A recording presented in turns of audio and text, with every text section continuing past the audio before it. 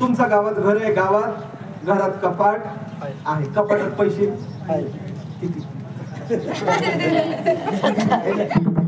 घरात कपाट आहे, कपाटात पैसे आहे, पण आबा जे आहेत, आबासाहेब जे आहेत, हे व्यवहारिक माणूस आहे. कसा आहे? व्यवहारिक माणूस आहे. घरात कपाट आहे आणि कपाटात फक्त गुलाबी 2 नोट आहेत. किती? कशाच्या? पैसे. गुलाबी 2 नोटा म्हणजे किती? चालू आहेत का आता? गुलाबी म्हणजे तुमचं बी आमच्या सारखंच आहे का? गुलाबी म्हटले की 2000च्या आठवतात. 20च्या पण असतात ना गुलाबी. त्यांच्या घरात गुलाबी किती नोट आहेत? 2 नोट आहेत. बरं, तुमचं म्हणणं आहे ना 2000च्या 2 नोट आहेत. योगायोगाने असं झालं की एक दिवस रात्री आबासाहेबांच्या घरामध्ये चोर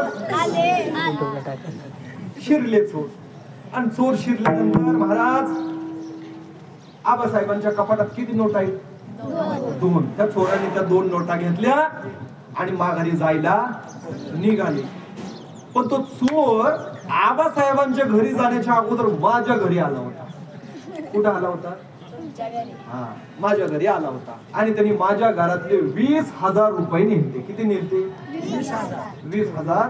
माझ्या घरातले 20,000 चोरी केली. मग आबासाहेबांच्या घरातले किती नोटा न्यायला आला? 2. आणि जशा त्यांनी 2000च्या त्या 2 नोटा घेतल्या आणि घराच्या बाहेर खिडकीतनं उडी मारणार तेवढ्यात आबासाहेबांना जाग आली. आणि आल्यानंतर त्यांनी कालवा केला. अरे चोर चोर चोर चोर चोर. चोरांनी घाई गडबडीत उडी मारण्याच्या नादात माझ्या घरातले चोरलेले 20,000 त्यांच्या घरात पडले. किती पडले? किती पडले? किती पडले? कोणाच्या घरात पडले? कोणाच्या घरात पडले? सगळं गाव सांगते तुमच्या घरात पडले. गरीबाचे देऊन टाका. सगळं गाव सांगतंय 20,000 पडले. आता मला सांगा, आबासाहेबांच्या घरातलं चोरांनी किती हजार नेले? 2. आणि आबासाहेबांना भेटली किती? 20,000. मग 20,000त 2,000 गेले. खाली किती राहिले? हा, किती राहिले?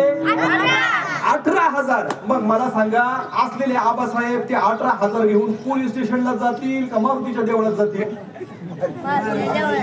आणि मारुतीला प्रार्थना करतील, मारुती राया तुला 1 रोज नारळ फोडील असा माझ्या पिसाळ घरात काय येऊ दे, असा सोड माझ्या पिसाळ घरात येऊ दे. म्हणजे मला सांगा लाभ केवढा झालाय? लाभ कसा झालाय? मोठा झालाय. आणि जाण्याचं दुःख किती आहे? 2,000 गेल्यात पण मिळत ना 18,000. किती मिळत? 18,000. तसं महाराज मला एवढंच सांगायचंय की मोठ्या लाभात माझं दुःख काय होतं? वजा होतं. काय होतं? वजा होतं.